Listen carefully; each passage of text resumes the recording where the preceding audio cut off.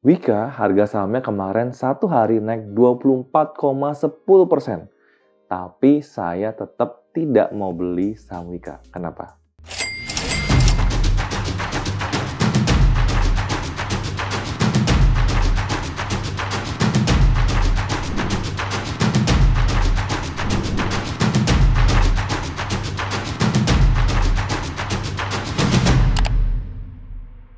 Halo, salam kenal. Nama saya Yusuf Arifin Yusuf. Buat kalian yang baru pertama kali main kecil ini, welcome to our channel. Di channel ini saya berbicara tentang pasar saham, tentang investasi, tentang properti, maupun seputar tentang bisnis. Dan buat kalian yang sudah menjadi subscriber lama, mohon maaf, udah 2-3 minggu nggak upload video, karena kebetulan baru liburan ke Jepang. Nah, hari ini kita akan bahas tentang saham konstruksi BUMN, yaitu Wika. Kita sebagai business owner atau seorang investor penting banget untuk menguasai laporan keuangan dan juga accounting. Kenapa? Karena awal-awal saya membantu usaha keluarga saya di Capital Bakery, saya itu background-nya bukan accounting. Jadi saya nggak ngerti tentang bikin laporan keuangan, tentang membaca laporan keuangan.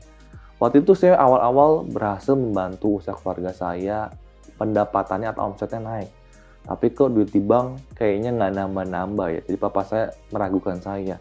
Yusuf, percuma lu keren-keren, omsetnya kelihatannya menambah, kelihatannya rame, tapi duitnya nggak pernah ada. Jangan-jangan lu lagi rugi. Saat itu seperti papa saya menampar saya, benar juga ya. Kok gua capek-capek bikin tim, omsetnya nambah, outputnya nambah, tapi duitnya nggak pernah kelihatan. Nah, apa hubungannya dengan Wika? Saya sini pengen reminder buat kita investor atau yang mengaku investor tapi beli saham hanya karena berita. Sekarang kita mau lihat satu berita di bulan Oktober 2023. Ya, kalau kita lihat di sini adalah beritanya Wika kantongi kontrak baru 19,98 triliun. Ada pertumbuhan 10,7%. Lalu juga mungkin kalian suka dengar, wah, IKN langsung bilang konstruksi bakal oke gitu ya. Hati-hati dengan pengetahuan yang terlalu hanya tampang luarnya saja. Kenapa saya ngomong seperti itu? Karena kita, ingat, kita beli bukan karena berita, tapi kita beli sebuah bisnis.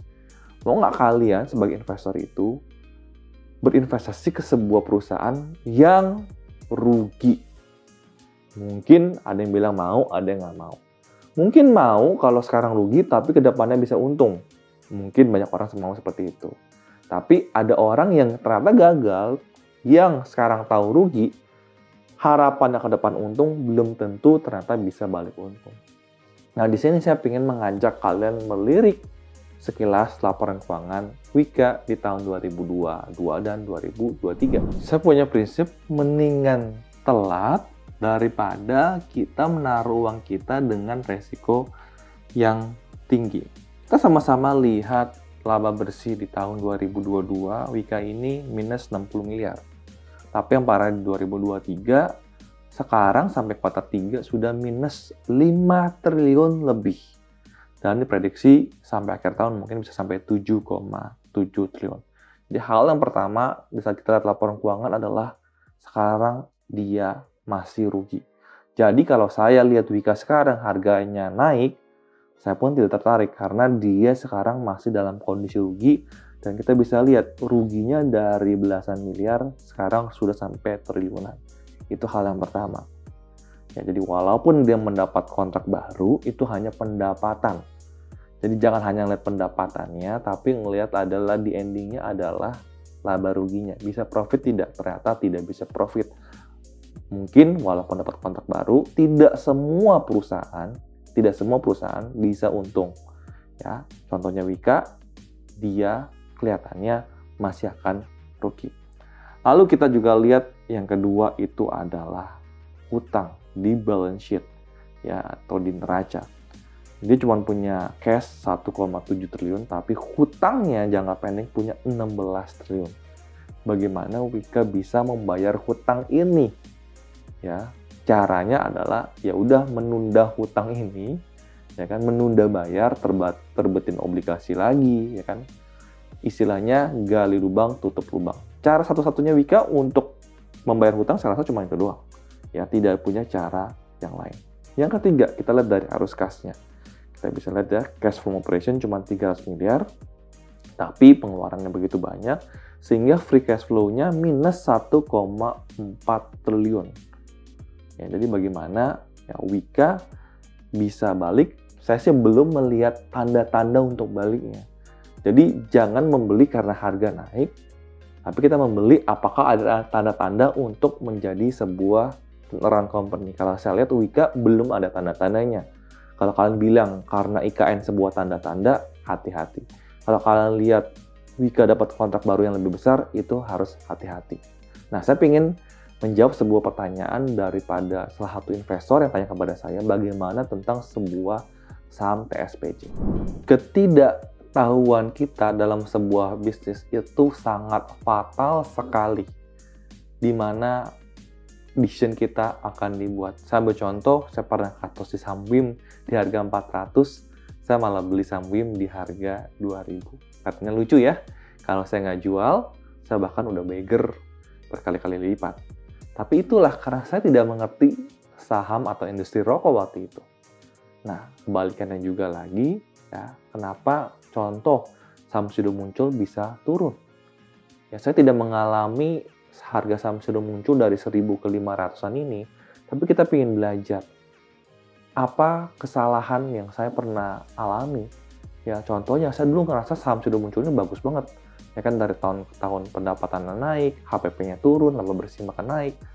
Tapi di saat kita hanya tahu luarnya saja, ya seperti tadi kita hanya tahu kontrak barunya saja, tapi kita nggak memahami bisnisnya, itu yang harus kita hati-hati.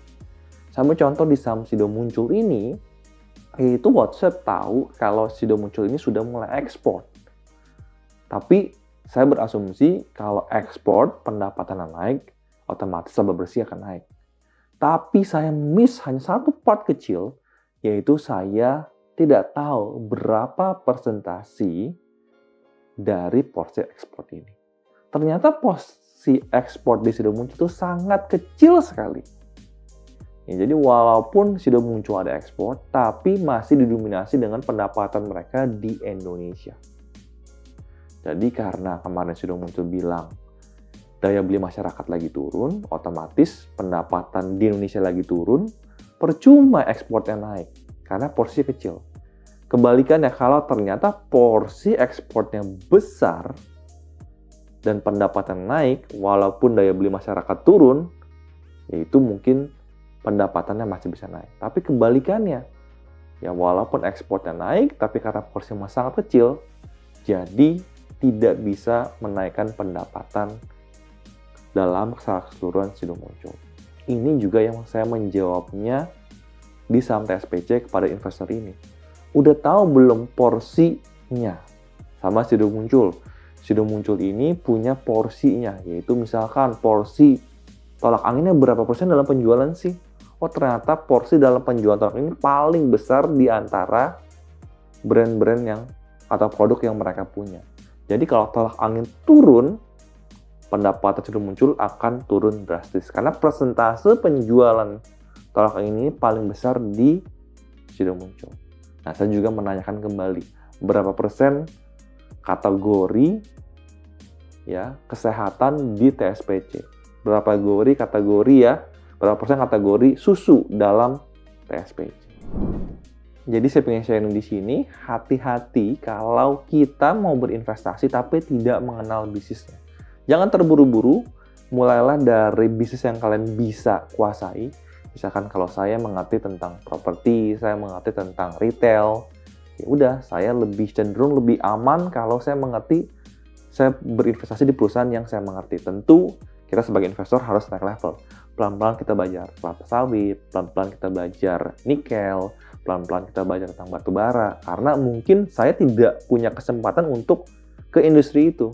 Oleh karena itu, ya kalau kita bisa belajar daripada orang lain yang sudah punya pengalaman di industri itu, kita belajar dari mereka. Supaya kita pun kalau berinvestasi ke Antam, jangan hanya gara-gara harga emas naik, kalian bisa Antam. Pasti kalian lagi rugi. Kenapa? Karena harga saham Antam ya lagi turun banyak banget.